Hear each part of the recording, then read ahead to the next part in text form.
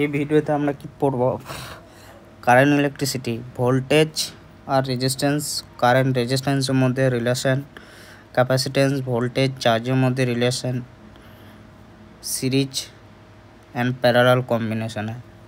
চলো স্টার্ট করা যাক। ধরলাম এই সার্কিটে কারেন্ট যাচ্ছে আই,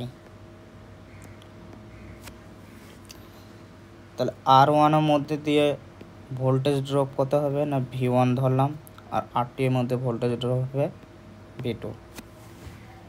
মেন সার্কিট, এই সার্কিটে I কত হবে, মেন V ইকুয়াল টু IR, তাহলে V বাই R। এখানে R ইকুইভ্যালেন্ট কত না, R হচ্ছে R1 প্লাস R2, তাহলে I সমান লিখতে পারি V by R1 plus R2। তাহলে V1 কত লিখতে পারি, I R1, যেহেতু সিরিজ কম্বিনেশন আছে এটা, তাহলে সিরিজ কম্বিনেশন হলে I কনস্ট্যান্ট থাকে আমরা জানি। তাহলে I R1 সমান লিখতে পারি, I এর ভ্যালুটা এটা পুট করব এখানে, V by R1 plus R2 into R1 সমান এভাবে লিখতে পারি R1 by R2 plus R1 by R1 plus R2 into V। অনুরূপভাবে V2 লিখতে পারি R2 by R1 plus R2 into V। তাহলে V1 বাই V2 সমান লিখতে পারি R1 by R2। Direct V1 V2 চাইলে এই সার্কিটে R1 রেজিস্ট্যান্সের মধ্যে পোটেনশিয়াল ড্রপ হচ্ছে R1 by R1 plus R2 into V, আর V2 যদি চাই তাহলে R2 by R1 plus R2 into V। আর রেশিও যদি চাই তাহলে V1 by V2 equal to R2 by R1। তাহলে এখানে আমরা ফর্মুলা থেকেই বুঝতে পারছি V প্রপোর্শনাল টু R। যার রেজিস্ট্যান্স বেশি হবে তার ভোল্টেজ ড্রপ হবে। If R1 greater than R2 তাহলে V1 গ্রেটার দেন V2 হবে। ঠিক আছে, এটা তো আমরা পেলাম। ঠিক আছে, তাহলে নেক্সট এখানে যদি রেশিও চাই V1 by V2 equal to R1 by R2, আমরা বের করব V1 ক্যালকুলেশন করে বের করব, V2 ক্যালকুলেশন করে বের করব কত হচ্ছে, তারপরে V1 by V2 equal to যেগুলো ক্যালকুলেশন করে বের হয়েছে তার রেশিও বের করব। তো ওটা তো টাইম কনজিউমিং হবে, তো টাইম অনেক বেশি লাগবে, সেই জন্য direct formula V1 by V2 equal to R1 by R2। এবার এখানে দেখি যে চার্জ যাচ্ছে কিউ, তাহলে এখানে সিরিজ যেহেতু তাহলে কিউ ইকুয়াল টু কনস্ট্যান্ট হবে।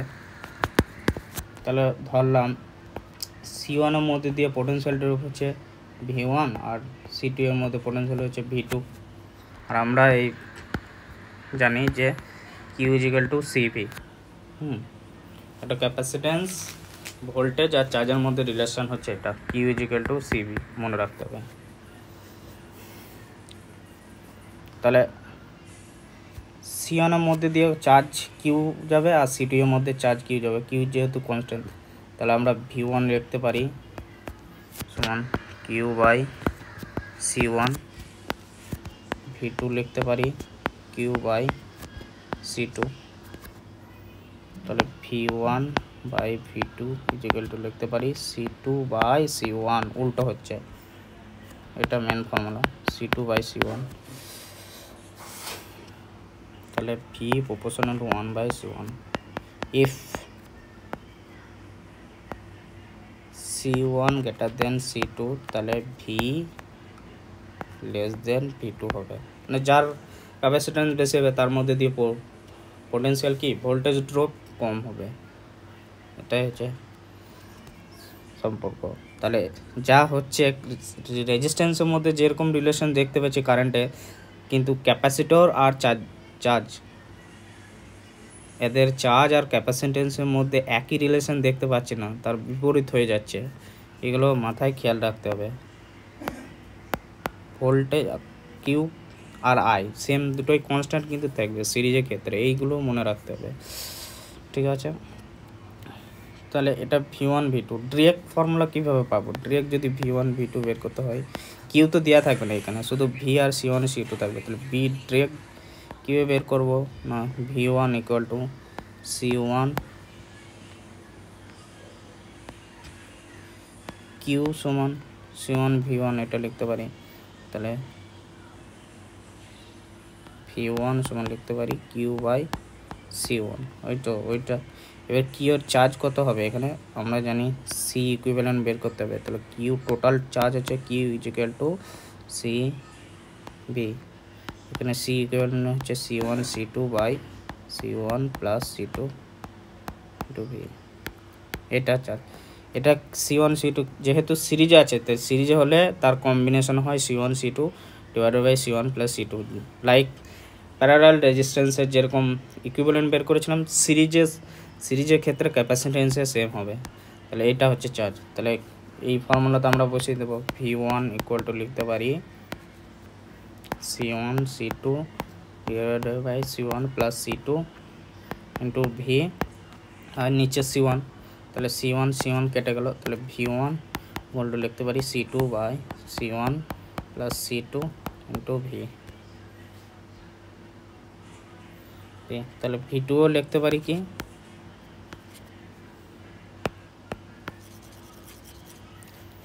V2 লিখতে পারি C1 by C2 C1 plus C2 into V, হয়ে গেল ডিরেক্ট ফর্মুলা। ডিরেক্ট যদি চাই তাহলে এটাতে পুট করব, আর যদি রেশিও চাই তাহলে V1 by V2 equal to C2 by C1, এই রিলেশনটা বের করব। সিরিজে হলো সিরিজের রিলেশন বের করলাম, এবার প্যারালালের রিলেশন বের করব, প্যারালাল।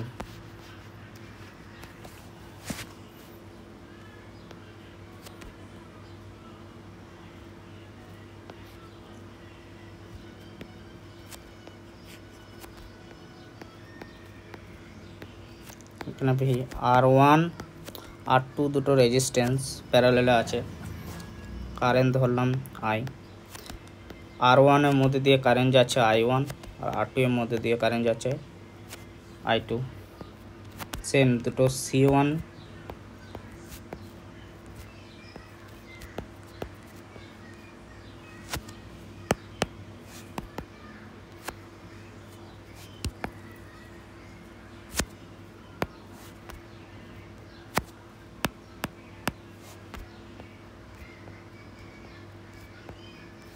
C1 আর C2 কি আছে প্যারালালে আছে, আর ভোল্টেজ হচ্ছে V, তাহলে চার্জ হচ্ছে Q, C1 এর মধ্যে দিয়ে চার্জ গেল Q1, আর C2 এর মধ্যে চার্জ যাচ্ছে Q2, তাহলে এখানে আমরা লিখতে পারি I সমান I1 প্লাস I2, আর যেহেতু প্যারালালের ক্ষেত্রে কি হয় ভোল্টেজ কনস্ট্যান্ট থাকে, তাহলে প্যারালালের ক্ষেত্রে আমরা ভোল্টেজ যেহেতু কনস্ট্যান্ট, তাহলে R1 এর মধ্যে ভোল্টেজ কি হবে V, আর R2 এর মধ্যেও সেম V হবে, তাহলে আমরা লিখতে পারি V equal two I1 R1 সমান I2 R2, তাহলে এখান থেকে রিলেশন হলো I1 R1 equal to I2 R2 divided by I1 by I2 equal to R2 by R1, উল্টোটা হচ্ছে ঠিক সিরিজের ক্ষেত্রে যেরকম হয়েছিল I1 বাই I2, তো এখানে ছিল কি ছিল V2 by V2 equal V1 by V2 equal to C2 by C1, এটা হলো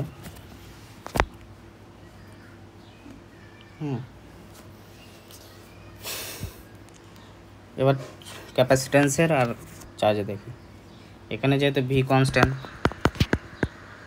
তাহলে সেম C1 এর মধ্যে দিয়ে ভোল্টেজ কত হচ্ছে V, আর C2 এর মধ্যে ভোল্টেজ V, তাহলে Q1 সমান লিখতে পারি C1 V, Q2 লিখতে পারি C2 V, তাহলে Q total charge Q1 Q2 এটা সমান লিখতে পারি C1 V plus C2 V, V common চলে যাবে, তাহলে C1 প্লাস C2 V।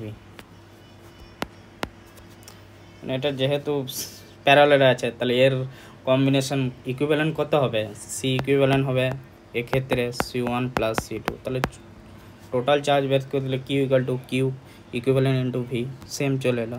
এবার Q1 by Q2 ratio C1 V by C2 V, ওই ফর্মুলা নাম্বার 1 নাম্বার 2 থেকে ডিভাইডেড করে ফেললাম, তাহলে V2 V কেটে যাচ্ছে, তাহলে Q1 Q2 সমান লিখতে পারি C1 বাই C2। তাহলে এখানে চার্জ প্রপোর্শনাল টু কি বলে ক্যাপাসিটেন্স, চার্জ আর এর ক্ষেত্রে কি হচ্ছে রিলেশন হচ্ছে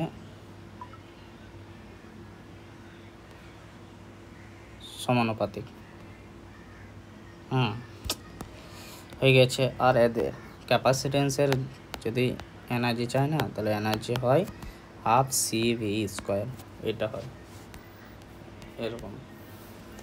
ঠিক আছে, এবার আমরা এক্সাম্পলে উদাহরণ দিয়ে কয়েকটা ম্যাথ করি, তাহলে বুঝতে পারবো আর জিনিসটা ভালো করে রিয়েলাইজ হবে যে হ্যাঁ ঠিক করছি না ভুল করছি। প্রথমে দেখি, যেহেতু সিরিজ এলাম তাহলে সিরিজও করব। প্রথমে ক্যাপাসিটেন্সের ম্যাথগুলো করি, তারপরে রেজিস্ট্যান্সও করব। আর রেজিস্ট্যান্সেরও অনেকগুলো অঙ্ক এরকম ম্যাথ আপলোড করা আছে ভিডিওতে, আমার চ্যানেলে গিয়ে দেখতে পারো। তাহলে প্রথমে আমরা কি দেখব, রেজিস্ট্যান্সে নয়, প্রথমে করে দিই ক্যাপাসিটেন্সে ধরে।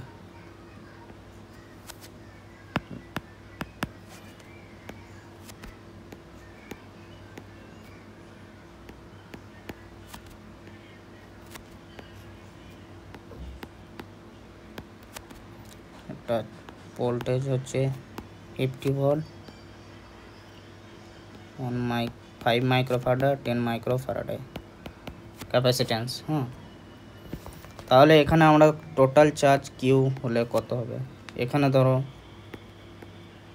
কোশ্চেন হচ্ছে 5 ওহম আর 10 ওহমের মধ্যে রেজিস্ট্যান্স বলছি, ক্যাপাসিটেন্সের মধ্যে ভোল্টেজ কত হবে। তো আমরা V1 সমান লিখতে পারি C2 by C1 C2 into V.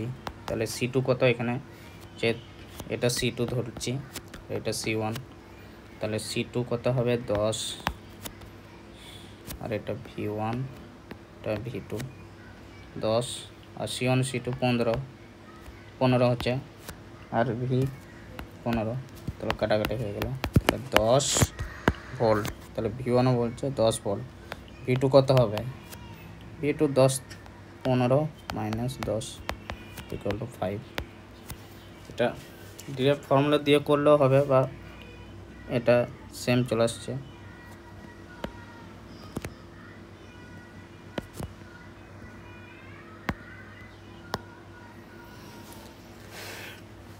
এই ফর্মুলা দিয়ে বসিয়ে করলেও হবে C1 by C2 plus C1 into V.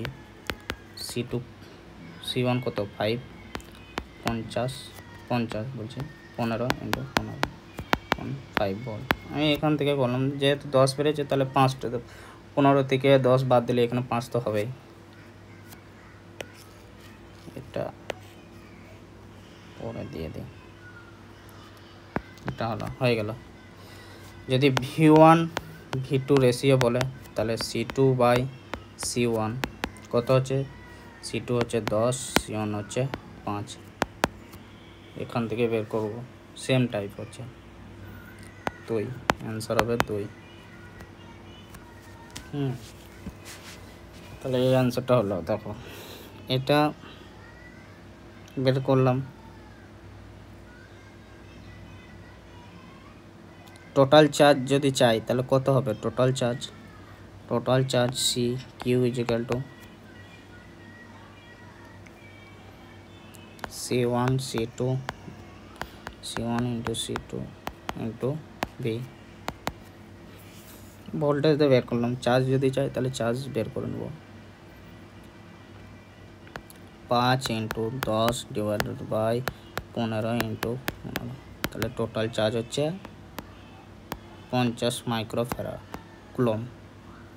এটা হয়ে গেল। যদি বলে যে C1 ক্যাপাসিট্যান্সের চার্জ কত, তো কি হবে, C1 এর মধ্যে চার্জ 50 মাইক্রো চার্জ যাবে, আর C2 এর মধ্যে দিয়েও 50 মাইক্রো চার্জ যাবে সিরিজের ক্ষেত্রে। এবার যদি বলে এনার্জি কত, 5 মাইক্রো ফ্যারাডের মধ্যে এনার্জি কত, half CV1 square C1 V2 square. তাহলে চার্জ হাফ সি কত 5, V1 কত বের করেছি আমরা, V1 বের করেছি 10, তাহলে 100, এটা 50 হলো, 250 মাইক্রোজুল।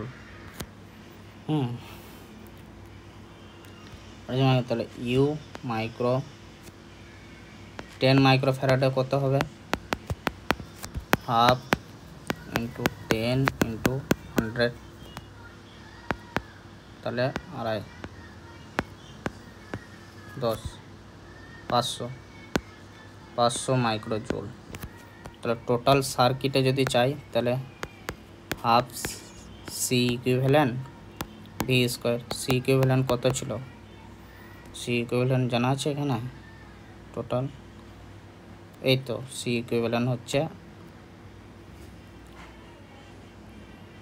5 ইন্টু 10 C1 5 ইন্টু 10 আর নিচে হবে 15, 10 প্লাস 5 15 ইন্টু ভি কত সার্কিটে, ভি হচ্ছে 15 ইন্টু 15, তাহলে 15 কেটে গেল, 5 5 25 ইন্টু 15 সমান হচ্ছে 375 মাইক্রোজুল। তাহলে ইউ সমান লিখতে পারি ইউ 5 মাইক্রোফ্যারাডে প্লাস U2 10 মাইক্রোফ্যারাডে, যেটা হচ্ছে সেম আসবে। তাহলে এনার্জি কনজারভেশন সমান U1 U2 লিখতে পারি। হ্যাঁ, এখানে রুলস ভ্যালিড হচ্ছে, ডিরেক্ট এটাভাবে বের করতে পারি। হয়ে গেল। এবার সিরিজে দেখলাম, প্যারালালে দেখি, প্যারালালে ম্যাথ, এটা সেম উদাহরণ দিয়ে দেখি প্যারালালের ক্ষেত্রে।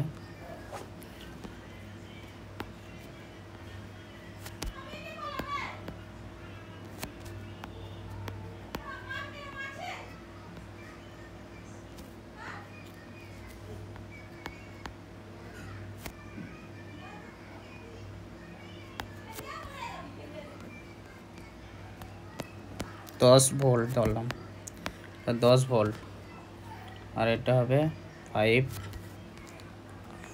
মাইক্রোফ্যারাডে, এটা 10 মাইক্রোফ্যারাডে ধরলাম, চার্জ যাচ্ছে কিউ। যদি ভোল্টেজ চাই তাহলে কি হবে, ভোল্টেজ তো সেম হবে। এবার Q1 Q2 চার্জ, এখানে কি আছে Q1 বাই Q2, প্যারালালের ক্ষেত্রে কি হয় C1 by C2, 5/10, answer 1/2। Yes আর নো, ইয়েস। একবার ফর্মুলা দেখে নিই মুখস্থ। প্যারালালের ক্ষেত্রে সিরিজ, এটা প্যারালালের ক্ষেত্রে, হ্যাঁ প্যারালালের ক্ষেত্রে সমান ভি কনস্ট্যান্ট, তাহলে সেম। এটা হলো 10, তাহলে কিউ কত হবে, এখানে Q1 সমান লিখতে পারি C1V। তাহলে প্যারালালের ক্ষেত্রে কিন্তু সবই সহজ হয়, 5 ইন্টু 10 50 মাইক্রোকুলম। Q2 কত হবে, 10 ইন্টু 10 100 মাইক্রোকুলম। টোটাল চার্জ কত হবে, 50 আর 100 150 মাইক্রোকুলম। হয়ে গেল, চার্জ বের করলাম। ঠিক আছে, এনার্জি বের করি। কিউ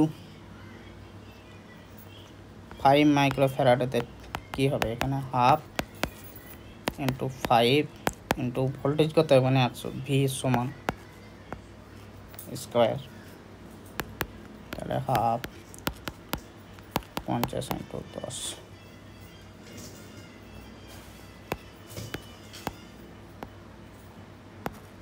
আড়াইশো মাইক্রো জুল। ইউ2 কত হবে 10 half into 10 into 100, 50, 500 micro joule, 500 micro joule. তাহলে টোটাল এনার্জি হবে 750 মাইক্রো জুল। এখানেও ইউ সমান U1 প্লাস U2 লিখতে পারি, ভ্যালিড প্রমাণ করে দেখবে হয়ে যাবে, হয়ে গেল। তাহলে কি পেলাম এটাতে, আমরা ক্যাপাসিট্যান্সের অঙ্কগুলো করলাম, এবার রেজিস্ট্যান্সের অঙ্কগুলো করি। রেজিস্ট্যান্সের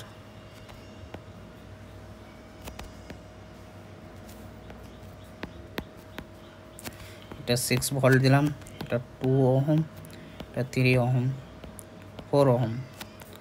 আই কত হবে, প্রথমে V1 বের করি। V1 ইকুয়াল টু লিখতে পারি 2/2 plus 4 into 6 equal to 2 volt. V2 লিখতে পারি 4/6 ইন্টু 6 ইকুয়াল টু 4 ভোল্ট, হয়ে গেছে। আই কত হবে না 6/6 ইকুয়াল টু 1 অ্যাম্পিয়ার, হয়ে গেল। ক্ষেত্রে দেখি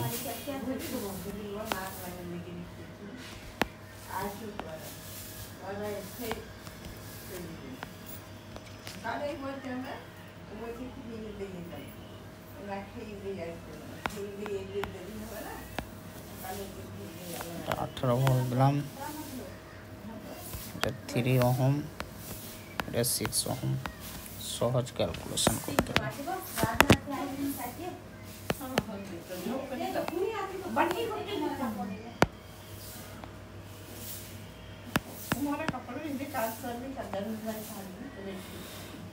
তাহলে এখানে কারেন্ট হচ্ছে মেন হচ্ছে আই, এর মধ্যে দিয়ে যাচ্ছে I1, এখানে আওয়াজ হবে I2।